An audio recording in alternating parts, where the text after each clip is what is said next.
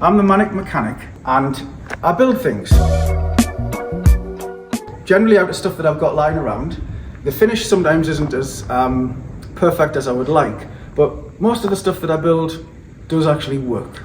So some of the things that I'm building, which we'll take around and let you have a look.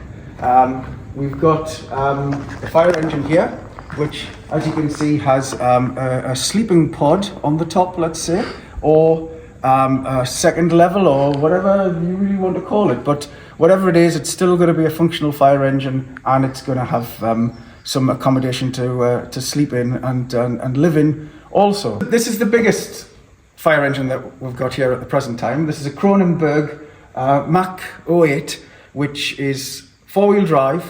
It's from Southampton Airport. 710 horsepower Detroit engine to power it, and a 300 horsepower Detroit to power the pump. So this is the most horsepower and the most weight all in one. This is the old Rolls, which as you can see has an un-Rolls-Royce exhaust.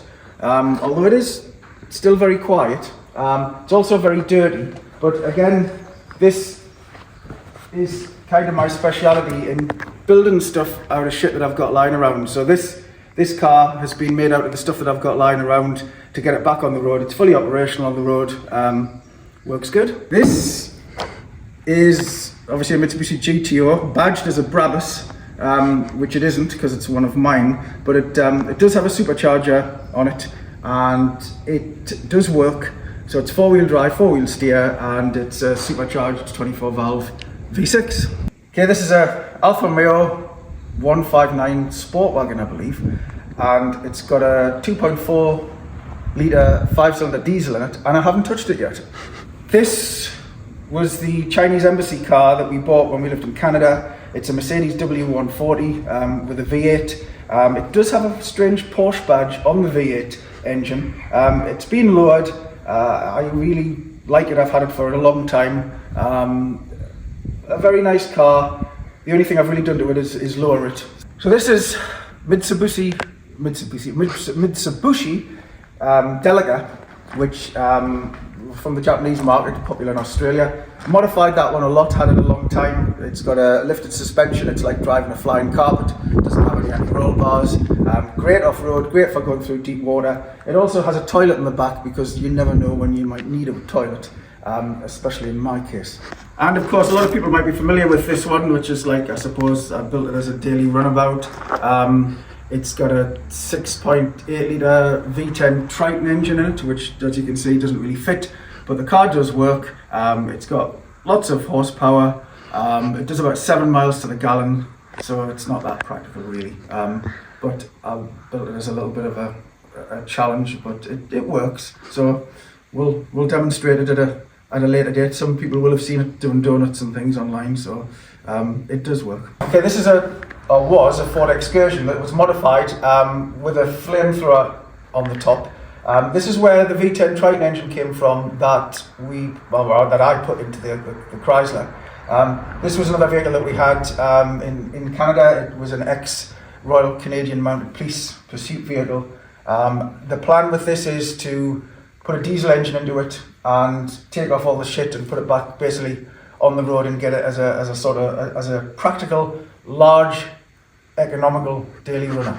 I'm looking for something like a Pajero or a Shogun 4-wheel drive 2.8 automatic to do the conversion, something like that, unless anybody else has any other ideas. But it's only got axles in it, there's no transfer case or transmission, so it needs an engine and transmission and transfer case and all the rest of it to get it running. So that's another project that's desperately needing doing. Did it come with a V10 from factory? Mm-hmm. Really? Yeah, when we bought it in Canada, it came from straight from RCMP, and most of the Excursions did have either a V8 or a V10. That's insane. It went pretty quick for the weight of the thing. It went pretty quick. It's massive because they're quite a heavy sort of thing. Yeah. I think it's rated at 5.5 ton or something. Really? The new M5 then? The kit car, which is not mine now, it's sold, but I built this. I got it in a load of parts, and it's kind of a bit of a shame that it's just sort of sat here. But it's got a Pinto 2 litre, and it goes really well, but unfortunately it's sat for a few years and not really done anything. So the owner hasn't come to collect it yet. So in the summer we might take it out for a drive. It was on the road a few years ago. Obviously it's a RX-8. We had a slight problem with a misfire. I think it's just spark plugs, but again it hasn't really been looked at. We ran it for a while without a cat, and so it shoots flames out of the exhaust. It's lowered a little bit, and there's a few modifications with it. It goes quite quick. It's quite a quick car. So that's something else that again we'll have to put back on the road at some point in the future, and maybe modify it a little bit more depending on what ideas we come up with. How much power does it make? Did it make? It was the standard like 230 something horsepower, but the engine's really light and the car's light, and it's got a limited slip diff, and it's like really drive. So it's fun to drive. Yeah, that'll do it, won't it? It was quite quick. I was quite impressed with it, to be fair. Yeah. So yeah, we'll see if we can modify that.